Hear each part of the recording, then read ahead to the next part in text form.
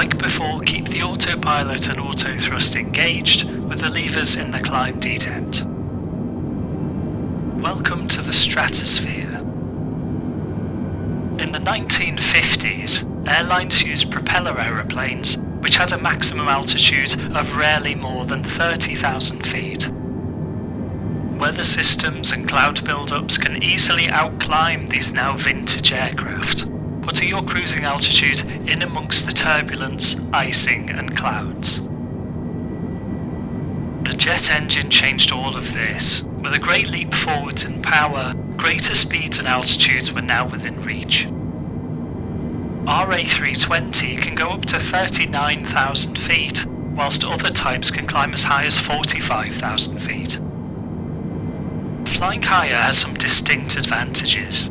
It puts us above all but the very tallest thunderstorms, giving a smoother ride. The thinner air also means we have less aerodynamic drag, so we cover ground much more quickly than at lower levels.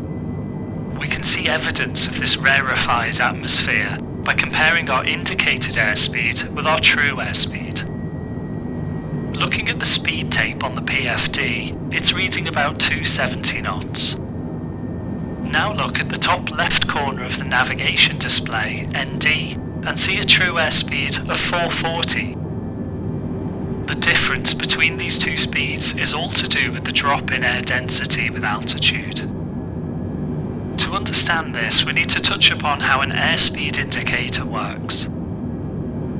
The airspeed indicator is essentially a pressure gauge, detecting the force of the air hitting the nose of the aeroplane.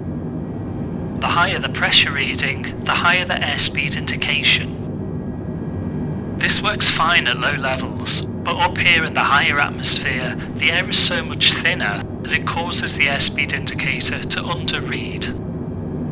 True airspeed is corrected for altitude, so shows a much more accurate indication of our speed through the air. The skies are busier than ever, so ATC often give us heading changes to maintain our separation from other airliners. Jetliner 488, turn left 20 degrees for spacing and report the heading. Left 20 degrees onto heading 150, Jetliner 488. Turn the heading knob and select a heading of 150, pulling to select heading mode.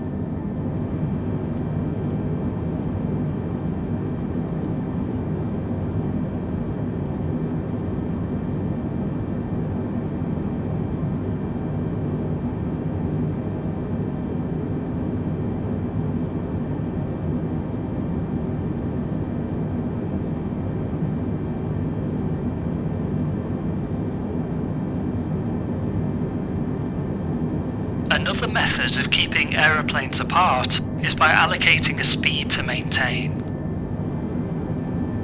Because of the airspeed-altitude complications we touched on earlier, indicated airspeed isn't a consistent method for en route speed control. Instead, we use another measurement of speed called our Mach number. Mach number is our speed in relation to our local speed of sound.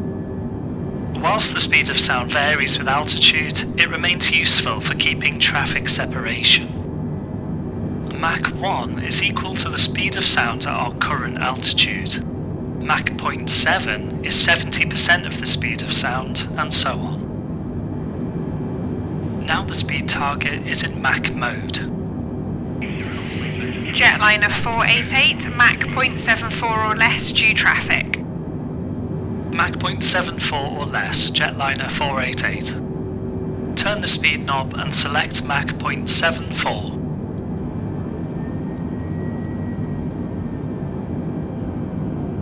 Now you'll see the thrust reduce and the Mach number reduce, shown at the bottom left of the PFD.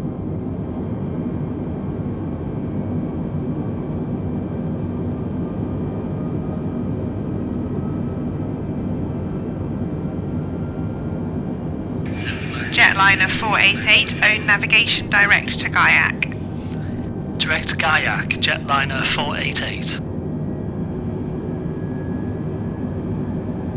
Alright, let's get back onto our flight plan route. We've been cleared to Gaiac. Press the Direct button on the FMGC and enter Golf Alpha India using the FMGC's keyboard.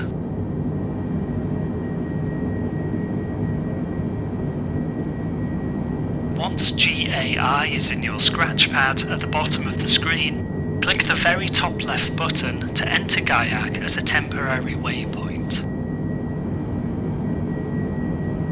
This will make a yellow line on the ND appear pointing to Gaiac. Press the bottom right line key where it says Direct.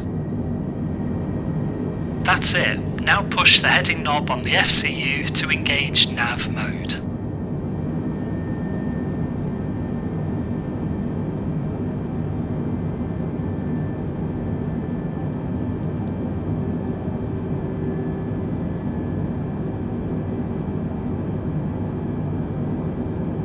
Good, now we're turning towards Gaiac and returning to our flight plan route.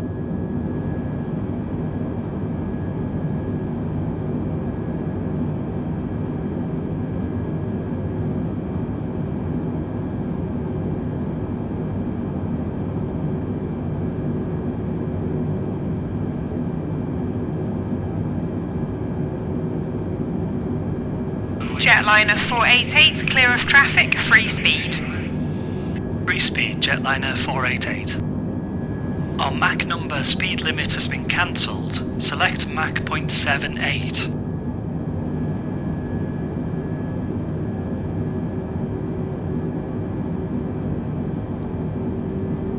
Now watch how long it takes us to accelerate at this altitude. With these high altitudes, slowing down was no trouble. Speeding up, however, can take a while.